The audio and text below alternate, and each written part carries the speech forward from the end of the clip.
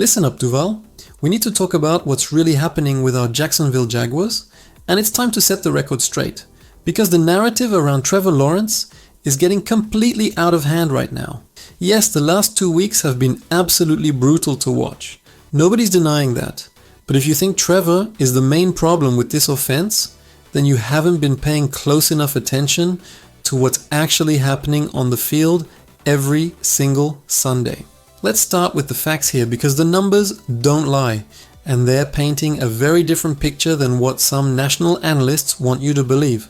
Trevor Lawrence has taken 14 sacks in just the last 2 weeks alone, 7 against Seattle and another 7 against the Rams. And we're not even talking about the constant pressure he's facing on nearly every single dropback. 34 pressures in back-to-back weeks? That's not a quarterback problem, folks. That's an offensive line catastrophe, and it needs to be addressed immediately, because no quarterback in this league can succeed when they're running for their life on every single play. The offensive line has completely fallen apart, and it's honestly shocking how bad the protection has been, especially considering the investment this organization has made in trying to build a competent unit up front. When your quarterback is getting hit 7 times in consecutive games, you can't turn around and blame him for not making plays down the field. That's just not how football works, and anybody who's ever played the game knows that. Tom Brady himself couldn't succeed behind this line right now, and that's not hyperbole, that's just the reality of the situation we're dealing with. But wait, it gets even worse, because the offensive line isn't the only unit letting Trevor down week after week.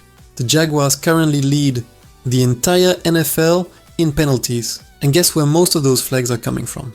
That's right, the offensive line again, killing drives before they even get started with false starts and holding calls at the absolute worst possible times. You can't sustain drives when you're constantly facing 2nd and 15 or 1st and 20, because your tackles can't stay onside, or your guards are getting beat so badly they have no choice but to hold.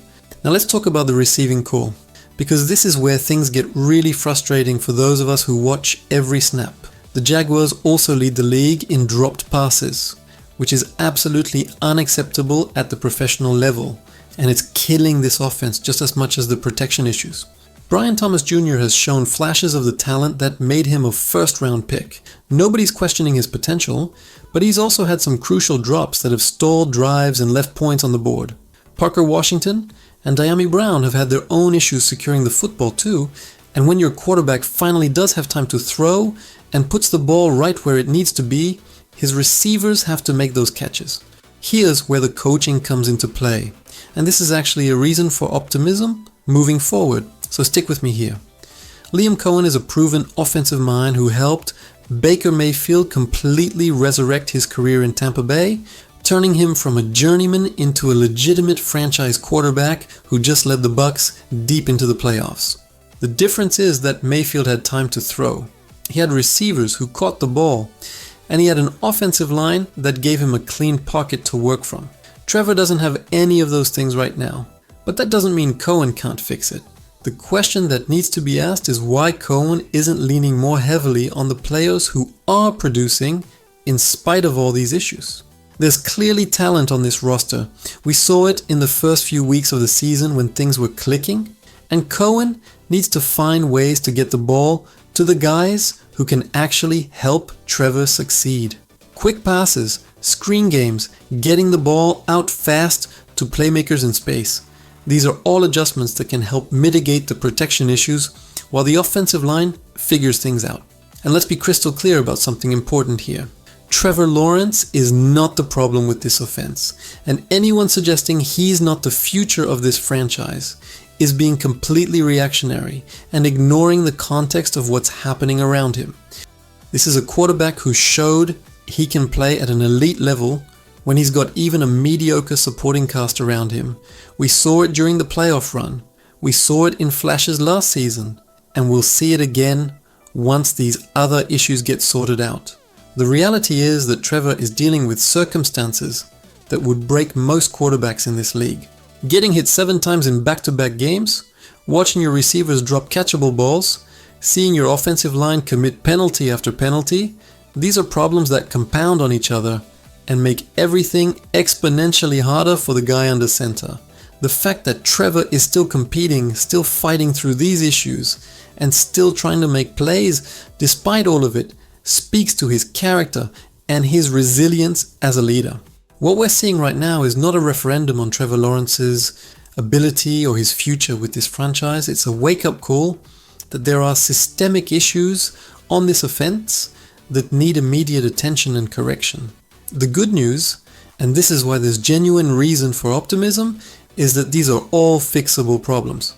Offensive line play can improve with better technique, more consistent effort, and potentially some personnel changes. Dropped passes can be reduced through extra work with the jugs machine and improved focus. Penalties can be cleaned up through discipline and attention to detail in practice. Liam Cohen has the track record and the expertise to make these adjustments. We've seen him do it before, and there's no reason to believe he can't do it again with this Jaguars offense. The talent is there, the potential is there, and most importantly, the franchise quarterback is there ready to lead this team to success once the pieces around him start functioning at an acceptable level. Trevor has shown time and time again that he has the arm talent, the mental processing, the leadership qualities, and the competitive fire to be a top-tier quarterback in this league. The national media loves to pile on when things aren't going well. That's just the nature of the business. But we as Jaguars fans know better than to fall for the lazy narratives and surface-level analysis. We watch every snap, we see what's actually happening on the field, and we understand that football is the ultimate team game where every position group needs to do their job for the offense to function properly.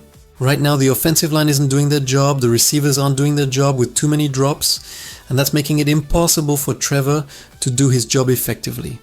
Moving forward, the focus needs to be on getting these supporting pieces right, because when that happens, when the offensive line gives Trevor time and the receivers catch the ball, this offense is going to be dangerous, and we're going to remember these rough couple weeks as nothing more than a minor bump in the road.